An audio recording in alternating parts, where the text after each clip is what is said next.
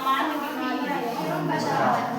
सामान्य बीमारियों के बारे में जानेंगे और उसका किस प्रकार से हम लोग उससे बचना है और उसका बचाव करने सीख सकते हैं।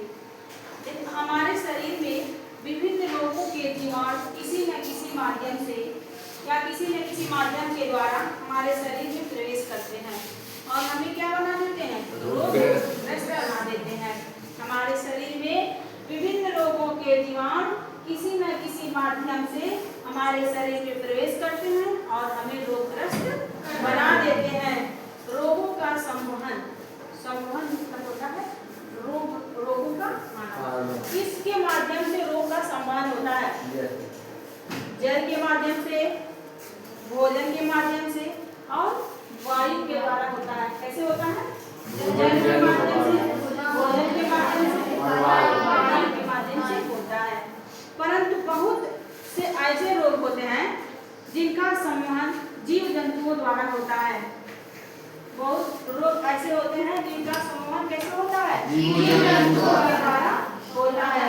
जैसे क्या? मच्छर, पिस्सू, मक्खी आदि रोगों के संवहन में सहायक होते हैं। एनोफिलीज मच्छर मलेरिया का कारण होता है। पिस्सू प्लेग का और क्यूलेक्स फाइलेरिया रोग का संवहन होता है। आज आओ जाने मच्छर के काटने से मलेरिया, फाइलेरिया, डेंगू, चिकुनगुनिया, मस्तिष्क ज्वर और पीत ज्वर आदि खतरनाक बीमारियां होती हैं। और मलेरिया रोग मादा एनोफिलीज मच्छर के काटने से होता है। मलेरिया रोग कैसे होता है? मादा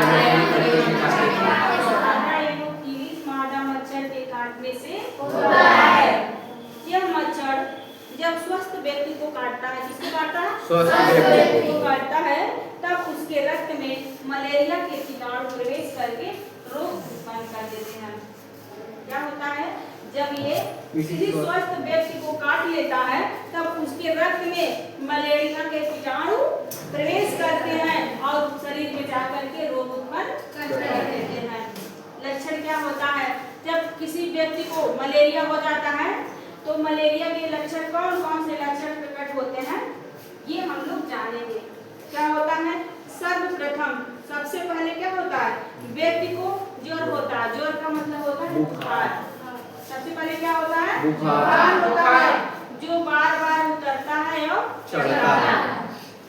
बुखार चढ़ते समय बहुत ठंड लगती है। जब बुखार चढ़ता है तो क्या होता है? ठंड लगती है। रोगी ठंड लगती है तो रोगी क्या करता है? कांपता है। सिर में दर्द होता है। बुखार चढ़ते समय व्यक्ति को ठंड लगती है, रोगी कांपता है और उसके सिर में दर्द होता है। कभी कभी उसका जी मिचलाता है। किसका? रोगी का। कभी कभी क्या होता है? जी मिचलाता है। पित्त का वमन होता है। जब ज्वर उतरता है तो पसीना आता है। जब बुखार कम होता है तो क्या होता है? पसीना आता है। रोगी कमजोरी का अनुभव करता है। जब बुखार उतर जाता है तो रोगी को क्या होता है? कमजोरी महसूस होती है और रक्त की कमी हो जाती है। जब उसको कमजोरी महसूस होती है तो क्या होता है? उसके अंदर रक्त की कमी हो जाती है। मलेरिया से पीड़ित व्यक्ति की देखभाल करते समय निम्न बातों का ध्यान रखना चाहिए। जिस व्यक्ति को मलेरिया हो गया है उसके लिए विशेष ध्यान रखना चाहिए। मलेरिया के रोगी को पूर्ण विश्राम देना चाहिए। मतलब सोने के लिए पूरा आराम देना चाहिए, विश्राम करना चाहिए। सोते समय मच्छरदानी का प्रयोग करना चाहिए। हल्का और सुपाच्य भोजन देना चाहिए। आज किसी के लिए क्या है, उसके बाद मरीज की हालत अगर गंभीर हो जाती है तो अतिशीघ्र हमको डॉक्टर से संपर्क करके मलेरिया की जांच करा के इलाज करवाना चाहिए।